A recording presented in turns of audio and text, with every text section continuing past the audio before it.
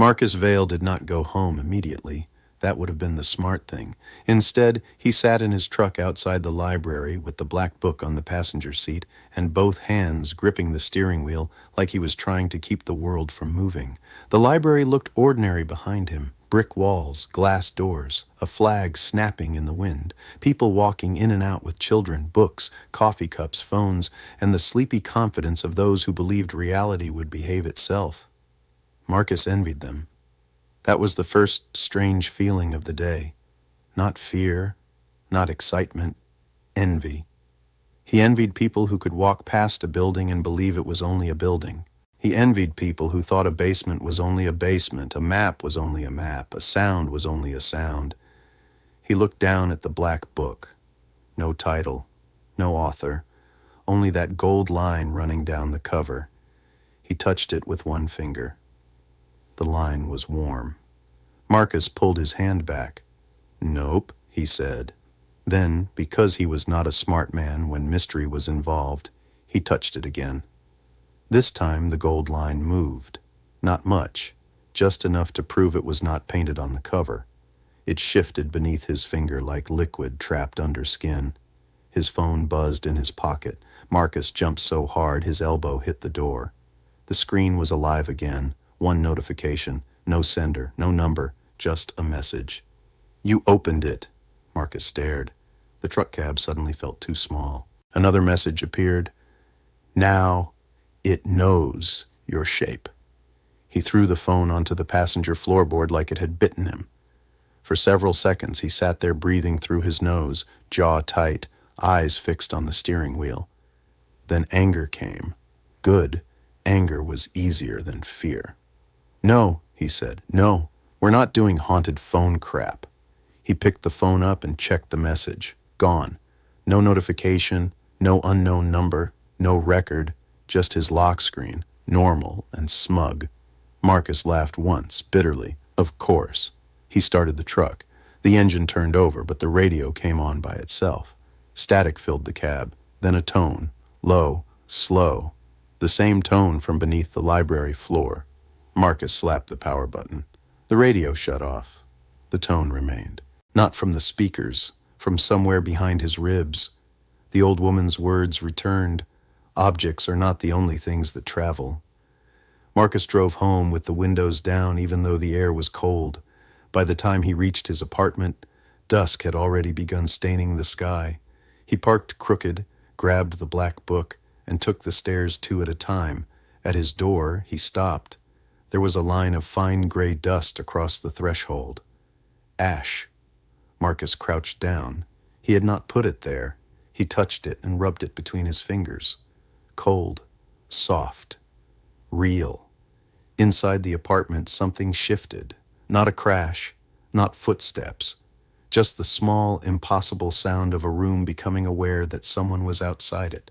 Marcus stood slowly. The old woman had told him what to do. Salt your threshold. Break no glass. Burn no ash. Strike no tone.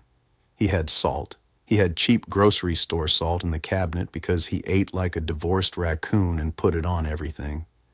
Marcus unlocked the door and pushed it open with his boot. The apartment was dark. Nothing jumped at him. No demon on the ceiling. No hooded figure in the hallway. No whispering Latin.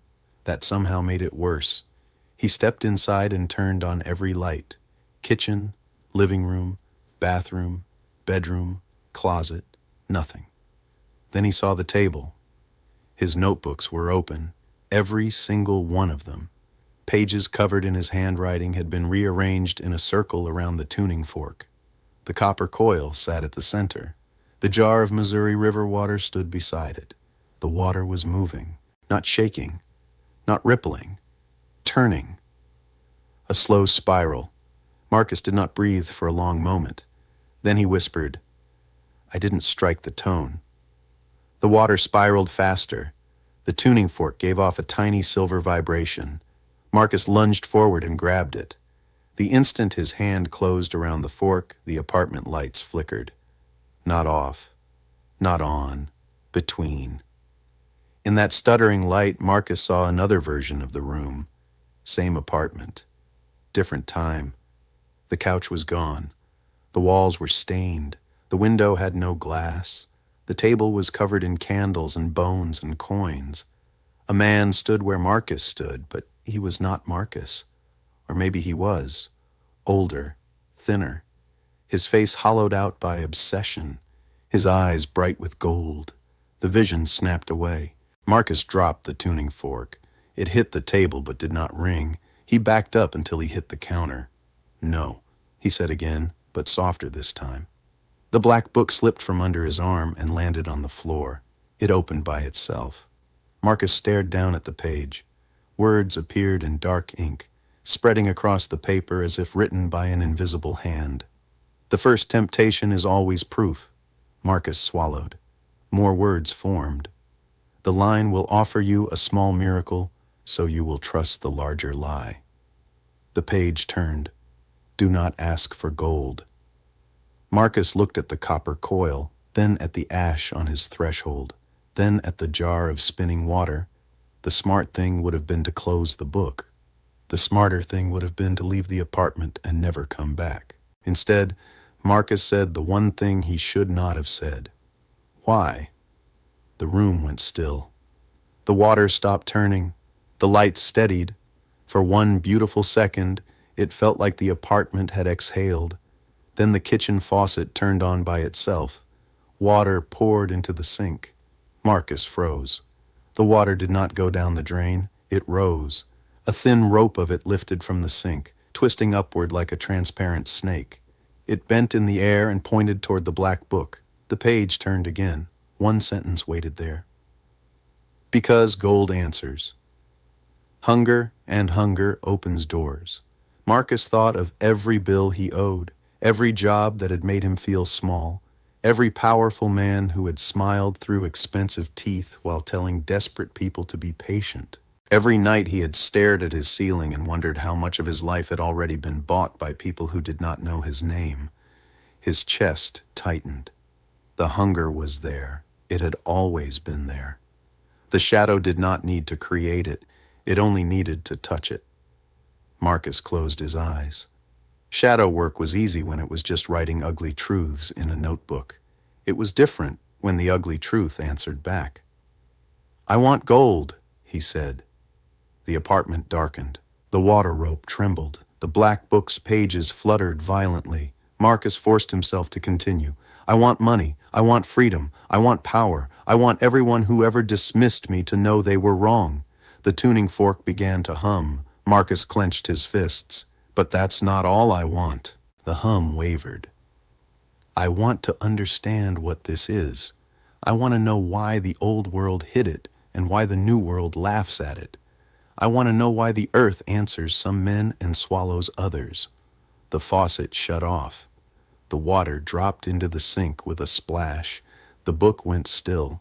Marcus opened his eyes. Across the room, written in condensation on the dark window, were 3 words, then descend again. Behind the words, reflected faintly in the glass, stood the silhouette, tall, thin, made of absence. Marcus spun around. Nothing. But the tone behind his heartbeat changed. It had been following him. Now it was waiting. Marcus did not sleep that night. He salted the threshold, then the windows.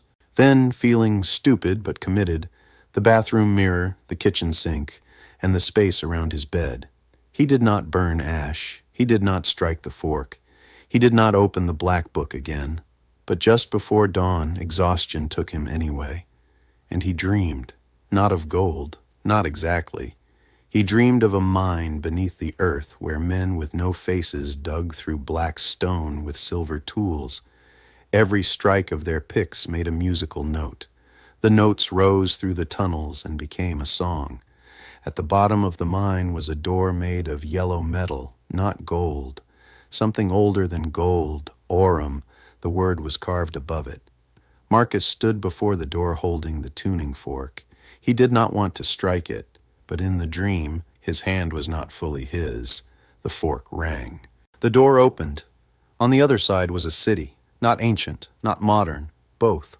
Glass towers rose out of mud brick streets. Neon signs hung from temple walls. Satellites circled above pyramids. A train of fire moved across the sky. People in robes carried phones made of crystal. Children played beneath statues of gods wearing astronaut helmets. At the center of the city stood a black sun, and beneath it, on a throne of copper and bone, sat Marcus Vale, older, thinner, eyes bright with gold. The older Marcus smiled. "You finally came back," he said. Marcus tried to speak, but no sound came out. The older Marcus leaned forward. "You still think the shadow followed you?" The black sun pulsed. The city trembled. Older Marcus smiled wider. "But I have been waiting ahead of you." Marcus woke on the floor beside his bed, gasping. Morning light bled through the blinds. The apartment was silent. For a moment, he almost believed the dream was only a dream.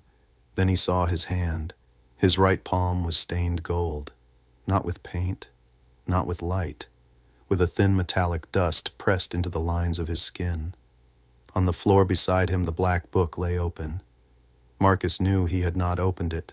The page showed a map, not of the library, not of Aurum, of 3 locations connected by a triangle: the library, the North Ridge, and a third point marked beneath the old part of the city, a place Marcus knew well, a condemned building downtown, brick, boarded windows, bad roof, old foundation, forgotten by everyone except inspectors, squatters, and whatever lived in places people abandoned. Beneath the triangle, the book had written a new instruction. "The second line is buried under the house of rot." Marcus stared at the words until they blurred. Then his phone buzzed. This time the message came from a real number, unknown, but real. "This is Miriam Vale, the librarian. You need to come back. Do not go to the third point alone." Marcus read the name 3 times. Miriam Vale, same last name. He typed back with shaking thumbs. "How do you know my last name?" The reply came immediately. "Because it was ours before it was yours." Marcus sat very still. Outside, the city woke up. Cars passed, dogs barked, a siren wailed somewhere in the distance. The ordinary world continued pretending it was the only world. Marcus looked at his gold-stained hand, then at the map, then at the tuning fork lying silent on the table. He had wanted gold. Now gold had touched him back. And somewhere beneath the old city, under brick and rot and forgotten foundations, the second ley line was waiting.